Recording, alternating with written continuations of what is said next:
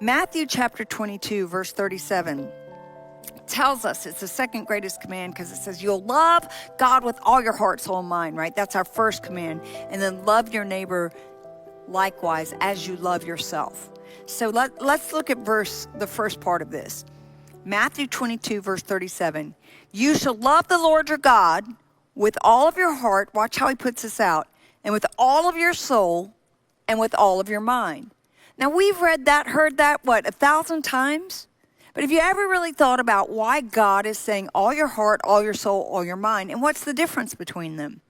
Jesus commands us to do more than just believe in God, but to love him with all of our heart. Then he even gets more specific and says, I want you to love him with all of your soul. And then he makes it crystal clear and says, and I want you to love him with all of your mind. So I was doing some etymology and digging around today, and I went, all right, let me lay this out. The Greek word heart there is cardia with a K, K-A-R-D-I-A. Figuratively, it means the heart.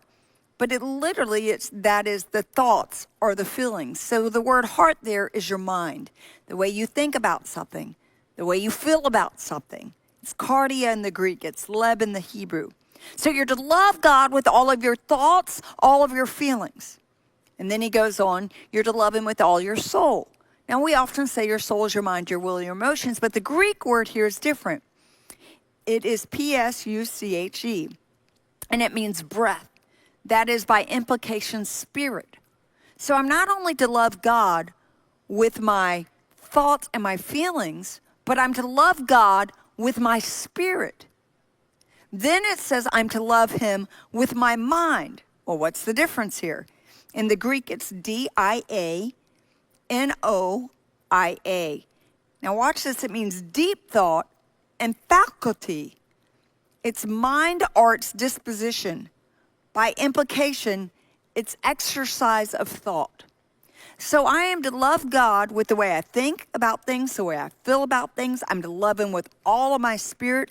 And I'm to love him with all of my deep thought or the faculty of my mind. It's disposition, by implication, the way I exercise my thoughts. In other words, thoughts, as you'll see, turn into actions. Actions turn into habits. Habits become character, and character becomes destiny. Should we say it again there? So thoughts become actions. Actions become habits, something you do so routinely without even thinking. Habits become your character. Character becomes your destiny.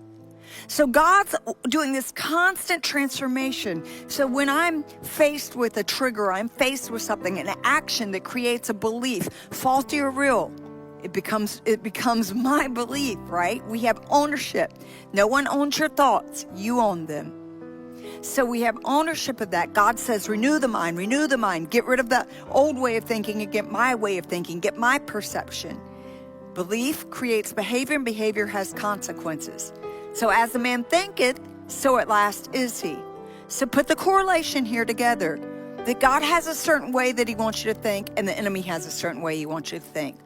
God has a perception how he wants you to see the world and life. The enemy has a perception of how he wants you to see the world and life.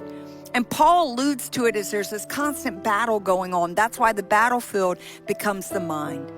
So we'll help this, to love the Lord thy God with all thy heart, and to love him with all that is within us.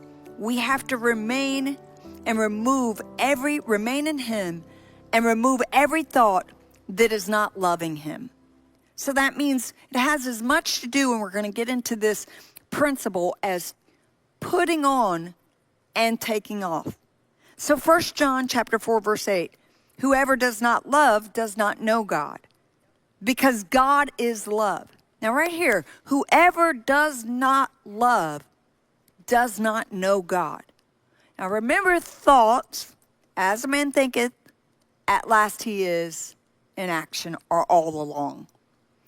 At last he is in act. So thoughts become belief, become behavior, become consequences. So whoever does not love God does not know God. So when you see the fruit of wickedness or evil or unrighteous or injustice or hatred or abominations, or, just keep going through that.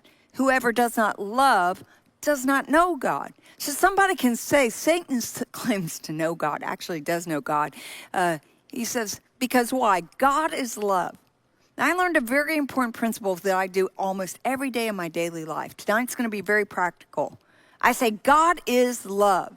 So anything I'm facing that day that is not love, I command it to get out of my life. I command it to be uprooted in the name of Jesus. So I simply say things like, okay, anxiety, that's not love. Fear's not love. Offense is not love. Perversion's not love. Hatred's not love. Racism's not love. Unforgiveness is not love. Bitterness is not love. Death, disease, sickness, that's not love. All the destructive things, that's not love. So if I'm dealing with fear, fear is not love. God is love. So anything that is not love, I command it to be uprooted out of my life in the name of Jesus.